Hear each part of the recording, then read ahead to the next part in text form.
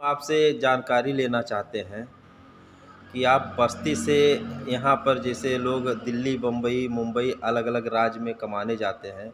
आपने यहाँ पर गुजरात के वलसाड़ ज़िले में आकर के आपने यहाँ पर अपनी नौकरी सेवा करते हुए आपने यहाँ पर बहुत बड़ी नींव रखी बौद्ध विहार का।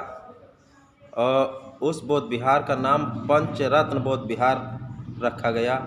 इसके पहले आपके पिताजी हरैया में एक बौद्ध विहार का निर्माण किए।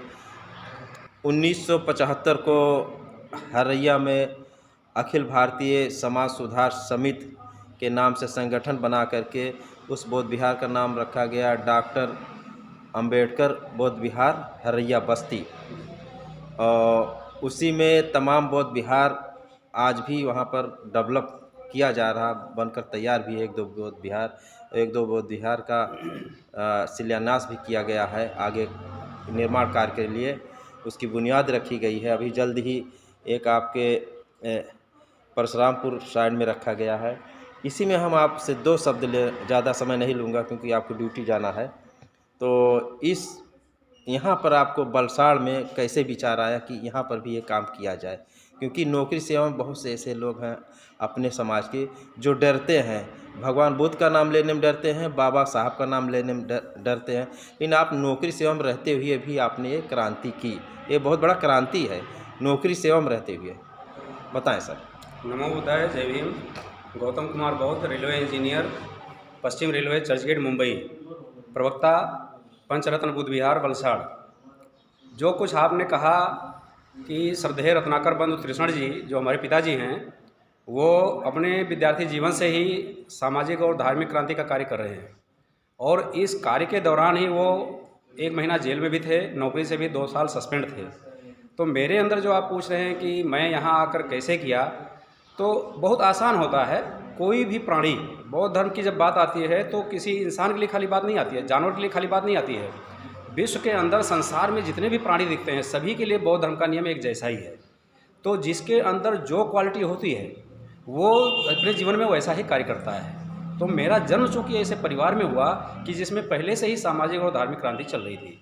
तो पिताजी हमारे प्रेरणा स्रोत हैं। वो मैं जब स्कूल में पढ़ना चालू किया मैंने, तब से मैं उनकी मीटिंग में, उनके साथ हर जगह मीटिंग में, कार्यक्रम में आता जाता रहा, उनकी बातें सुनता रहा। मुझे किताब नहीं पढ़ना पड़ा, मुझे कहीं ज़्यादा और कोई लेक्चर नहीं सुनना पड़ा। लेकिन पिताजी हमारे प्रेरणा स्रोत हैं। उनसे बचपन से लेके मैंने पढ़ाई और नौकरी, रोज़गार, जो भी चीज़ सीखा अपने लाइफ में उनसे ही सीखा। और उनसे सीखने के बाद मैं मेरे जीवन के हर कार्य में सफल हूँ। जिस भी चीज़ में हाथ मैंने डाला है, चाहे रोज़गार के क्षेत्र में हो, चाहे सामाजिक क्षेत्र में हो, या हमारे मित्रता के फ्रेंड सर्किल में जो भी हमारा व्यवहार कुशलता या जो भी हमने काम किया या जिसमें भी हमने हाथ डाला उसमें मैं सफल हुआ, पिताजी के द्वारा बताई गई सारी बातों पर चलकर। तो यहाँ पर जैसे आपने बताया कि अलग अलग प्रदेशों में लोग रोज़गार के लिए जाते हैं, तो मैं भी सरकारी नौकरी के माध्यम से बॉम्बे आया। बम्बई में मेरा रेलवे में चयन हुआ जेई के पद पर, और वहाँ से फिर मेरा ट्रांसफ़र गुजरात के वलसाड़ जिला में हो गया। और भी जगह जगह ट्रांसफ़र होता रहता समय समय पर। लेकिन चूँकि ब्लड में पहले से ही ये संस्कार भरा हुआ है, इसीलिए जहाँ भी जाता हूँ वहाँ पे सामाजिक धार्मिक कार्य करता रहता हूँ। और चूँकि हमारे जीवनदाता, मार्गदाता बाबा साहब डॉक्टर अंबेडकर हैं, इसलिए हमारा परम कर्तव्य है, ईमानदारी की बात अगर की जाए तो हमारा यह कर्तव्य बनता है कि हमें उनके बताए हुए रास्ते पर चलना है और समाज को बताना है, और उनके अधूरे सपने यानी कि बौद्धमय भारत के निर्माण में जो अपने से हो सकता है उतना करना है। तो इसलिए जो हमारी संस्था का 1977-78 में रजिस्ट्रेशन किया गया था उत्तर प्रदेश में, उसे बाद में ऑल इंडिया लेवल का रजिस्ट्रेशन कराया गया, और उसी की प्रांतीय शाखा, स्टेट लेवल की ब्रांच यहाँ गुजरात में चला रहा हूँ। और इसका जो कार्य करने का आधार है अनुशासन, ईमानदारी, निरंतरता। इस बेस पर हमारे सारे पदाधिकारी, सारे कार्यकर्ता यहाँ कार्य करते हैं, इसलिए यहाँ पे ये सफलता हमको प्राप्त हुई है। और इस सफलता के पीछे हमारे सभी सहयोगियों का बहुत ही बड़ा सहयोग है।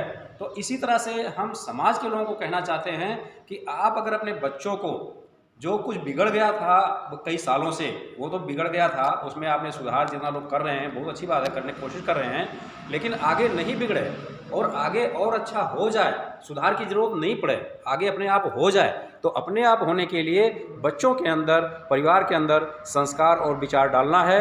जिस दिन वैचारिक क्रांति पूरा हो जाएगा उस दिन भारत बौद्ध में हो जाएगा। जो भी कार्य यहाँ पे किया गया, आप बहुत पहले से वलसाड़ के बारे में सुन रखा था आपने, और आपके अंदर ऐसी इच्छा थी कि वलसाड़ भी जाकर और यहाँ के लोगों के द्वारा किए गए कार्य को पूरे भारत में आपके चैनल के माध्यम से, मीडिया के माध्यम से बताएंगे, ऐसी आपकी इच्छा थी, मैंने सुना था। और आपने फ़ोन किया तो यहाँ के लोगों को मैंने जब बताया तो बहुत लोग खुश हुए और आपके द्वारा कार्यक्रम करके अपने विचारों को पूरे भारत के बहुजन में फैला रहे हैं। तो आप जो ये कार्य कर रहे हैं, एक मीडिया का कार्य बहुत बड़ा कार्य होता है। चाहे जितना कोई अच्छा कार्य कर रहा हो, चाहे जितने अच्छे विचार हों, लेकिन अगर उसे फैलाया नहीं जाए, उसे लोगों तक पहुंचाया नहीं जाए, तो अकेला अपने आप में गुणवान रह के क्या करेगा। इसलिए इस गुण को, इस सही कार्य को, इस धार्मिक केंद्र की मर्यादा को जो आप पूरे भारत में फैलाने की कोशिश कर रहे हैं, SR24 न्यूज़ के संवाददाता श्रद्धेय राजेंद्र कुमार जी, आप जो यूपी से चलकर महाराष्ट्र होते हुए यहाँ गुजरात में आए हैं और इस तरह से भारत के कोने कोने में जाकर वैचारिक क्रांति फैलाने की कोशिश कर रहे हैं, उसके लिए ये बहुत ही श्रेष्ठ कार्य है, बहुत सम्मानीय कार्य है, प्रशंसनीय कार्य है। इसके लिए हमारी संस्था की तरफ से, इस बुद्ध विहार की तरफ से, यहाँ के सहयोगियों की तरफ से आपको बहुत बहुत साधुवाद। सुखी, सफल, उज्ज्वल भविष्य के लिए और प्रगतिशील कार्य के लिए हम सभी लोगों की तरफ से बहुत बहुत हार्दिक मंगल कामनाएं। नमो बुद्धाय, जय भीम।